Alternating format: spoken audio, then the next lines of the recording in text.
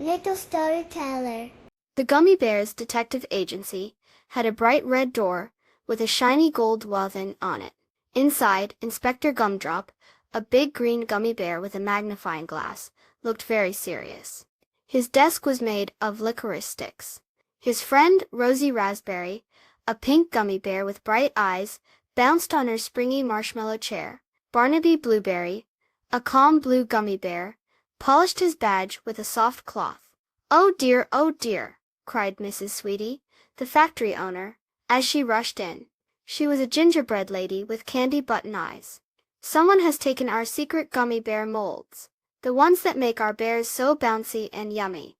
Inspector Gumdrop puffed out his gummy chest. "Don't worry, Mrs. Sweetie. The Gummy Bears Detective Agency is on the case." Rosie Raspberry grabbed her detective notebook.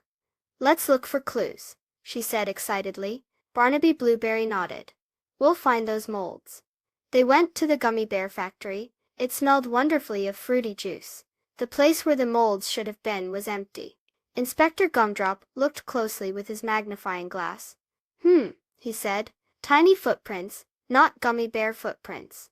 Rosie Raspberry peeked under a giant lollipop. "Look, fluffy white fur." Barnaby Blueberry carefully picked up the fur. "This belongs to a bunny." They followed the tiny footprints and the little bits of white fur. The trail led them outside, past the chocolate river and the candy cane forest. The footprints stopped at a cozy burrow under a giant gumdrop tree. A fluffy white bunny with very long ears peeked out. It was Benny the bunny. Benny looked a little scared. "Hello," said Inspector Gumdrop gently. "We are looking for some missing gummy bear molds." Benny wiggled his nose. "Molds? Oh, you mean these shiny things?" He hopped into his burrow and came back with the missing molds. They were all sparkly clean. "We thought you might be a rival candy maker, or a very ambitious cookie," giggled Rosie Raspberry. Benny's ears drooped. "I just wanted to make my mud pies extra special. They looked like fun shapes to use." Mrs. Sweetie smiled kindly. "Benny, you should always ask first. But thank you for keeping them safe." Inspector Gumdrop had an idea. "How about we all work together?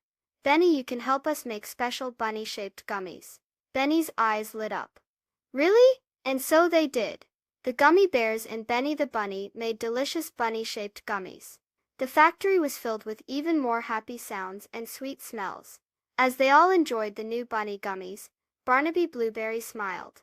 "Teamwork makes even the stickiest problems sweet." Please subscribe. Thank you.